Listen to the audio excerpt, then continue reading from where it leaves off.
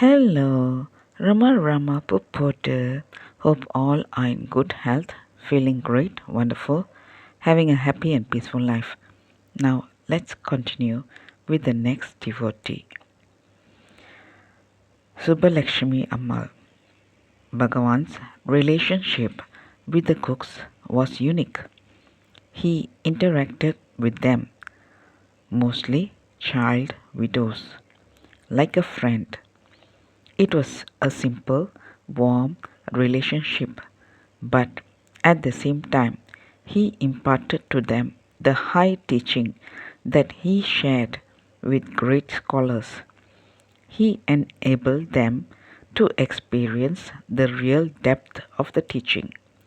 This is a sure sign that the true Guru has always been, is, and will forever be impartial in imparting the highest teaching to one and all. Varanasi Subbalakshmi Ammal became a widow at the age of 16. Her only support was her mother, who was already deeply spiritual person. They lived in a village near Nellore. They often went on pilgrimages to temples situated in other places. On one of their pilgrimages, they happened to come to Arunachala. When they heard of a young ascetic staying at Virupaksha cave, they paid a visit to the cave. As soon as Subbalakshmi Ammal saw Bhagavan, she had the conviction that Arunachala himself had come in human form. In her own words, he was about 30 at the time.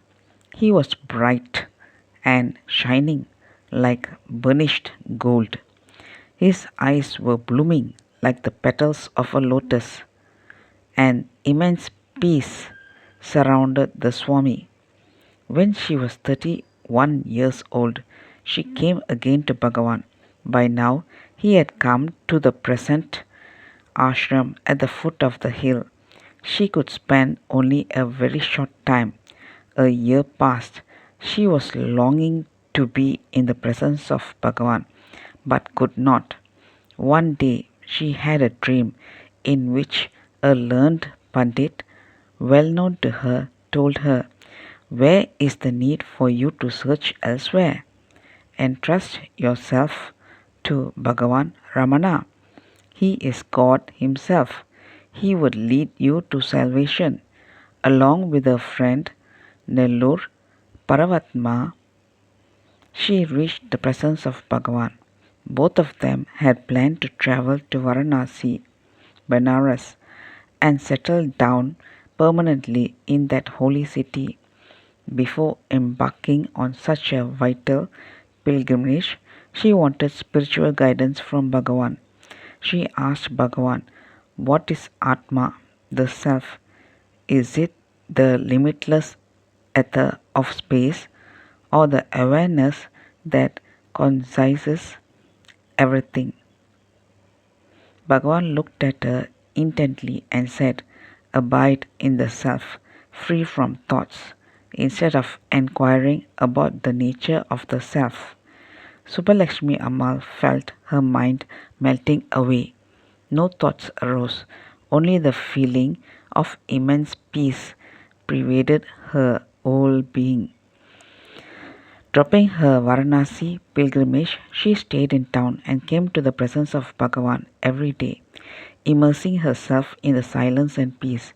Then, at the request of Bhagavan's sister, Alamelu Ammal, Subbalakshmi Ammal agreed to help with the cooking in the ashram.